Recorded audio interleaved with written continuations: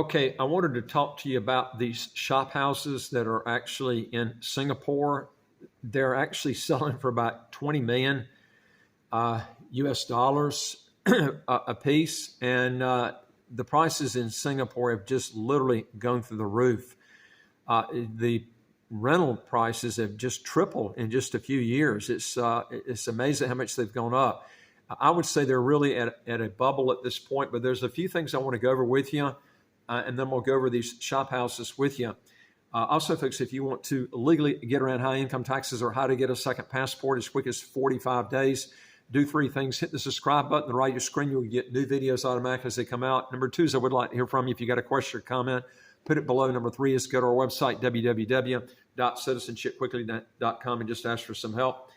Now, right now, Singapore is probably the most expensive place in the world to have a car, and the prices on real estate are just through the roof. One thing that kind of bugs me about Singapore too is when you get a car there, they don't have so much these tolls, but they've got these little points that every time you hit, you have to keep this little thing in your car, and it just triggers. And every place you go throughout the whole city, they ring you up a monthly bill. Now, I don't know if they've changed over the last 10 years. This is how they did it 10 years ago.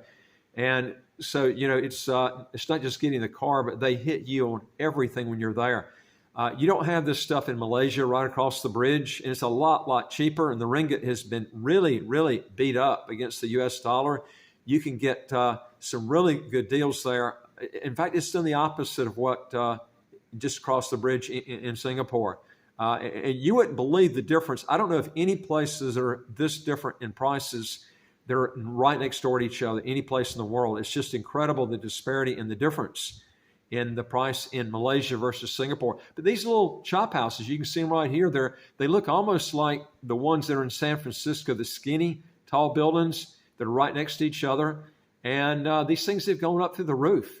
But one thing about Malaysia, at least, it's inexpensive, but you're not going to get the passport there. Singapore, you're going to have to relinquish all your other passports if you get that passport.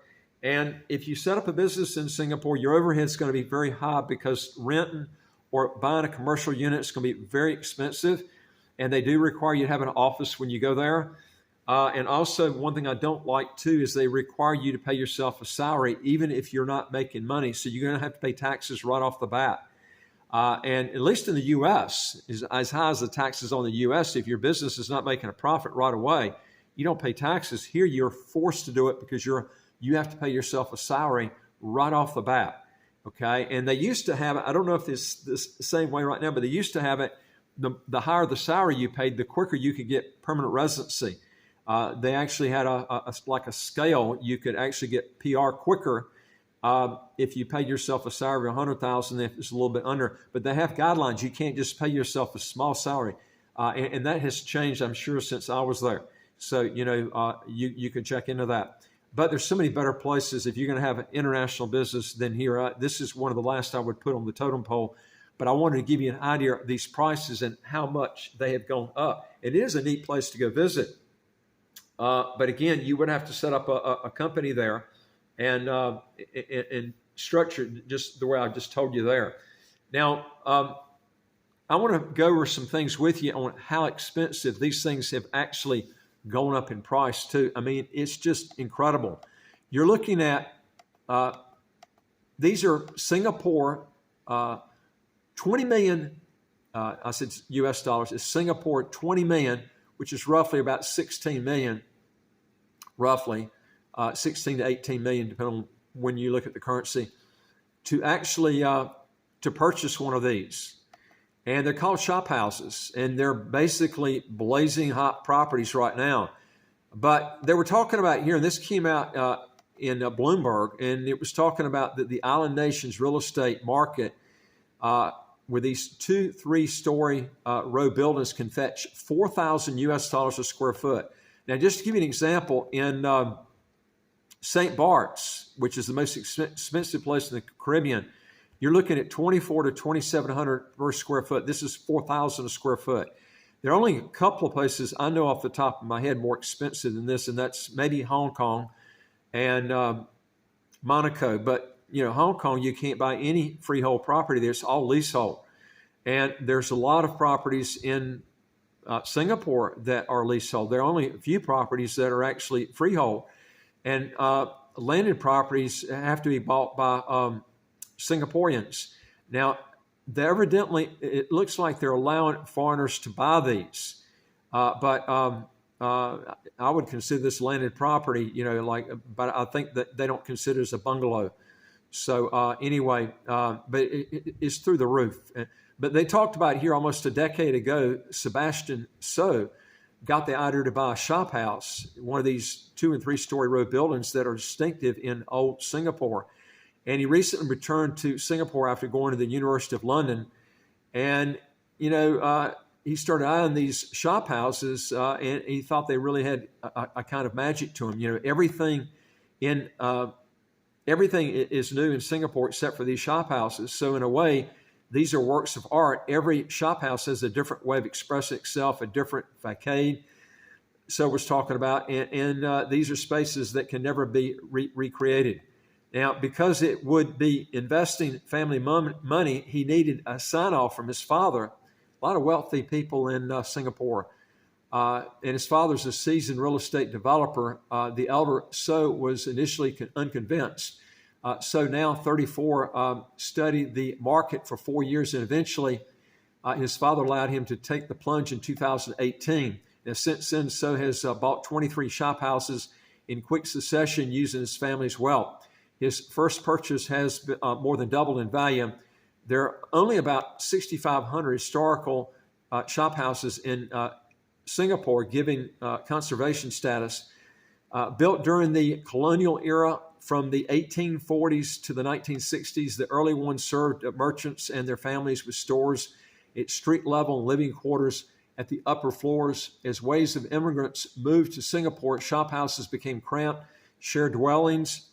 But in an art familiar to rehabbers of brownstones in Brooklyn, New York, and London Victorian terraces, the rows have gone from being thought of as urban relics to high-priced symbols of sophisticated city life. With the colorful facades, ornament, plasterwork, and covered walkways they've sought after for hipster restaurants, bars, and boutique hotels, which are doing brisk post-pandemic business as tourism returns to the city-state. That's really expensive, man. You can imagine how expensive the types of products that they're going to sell in there. Like they're going to have bakeries and all kinds of things in there. They've got to be incredibly overpriced to pay the rent and be able to pay their bills and stuff. They are pretty though. These are the historical ones here, and you can see they have a lot of. It looks almost New Orleans like. That's down there, but nowhere close to the price that New Orleans has on their properties, I can tell you. But demand is also being stoked by Singapore's effort to regulate housing costs. Now, the city-state in April slapped additional levies on locals buying second homes and on foreign buyers purchasing any residential dwellings at all in a bid to cool the red-hot market. Now, shop houses, the bulk of which are classified as commercial, escape those rules. Now, Loyal Chin, a real estate agent who specializes in shop houses, has sold 7 commercials since late April. Both locals and foreigners have more incentive to channel their assets into commercial real estate. He was talking about here because of that exemption. Now, prices for shop houses have surged to a record 5,500 Sing dollars or 4,000 US per square foot. Double Manhattan's Upper Fifth Avenue, the world's most expensive shopping street in 2022.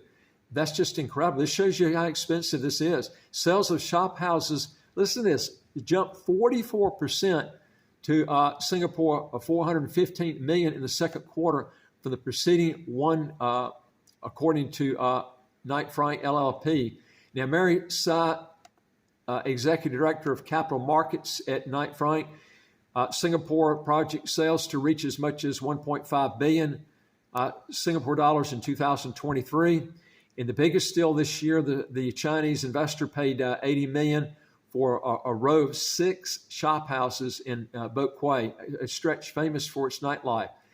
Now, another river-facing unit in the area sold for 30 million Singapore dollars, about 22 million US in May. Now, So gets a weekly unsolicited offer for each shop house in his family's portfolio. Their rents have also tripled. Listen, it's tripled over the last 3 years. This tells you by far that Singapore is at a very, very peak in their prices. Now, So's first shop house purchase is now home to his family office along Teluk Ayer Street in Chinatown. The cyan blue building adorned with calligraphy frescoes is next to the Michelin-starred restaurant and a few steps away from Thian Hon Phit King. Folks, if you want to know more on this, go to our website, www.citizenshipquickly.com, and just ask for some help. And I look forward to talking to you on the next video. Take care.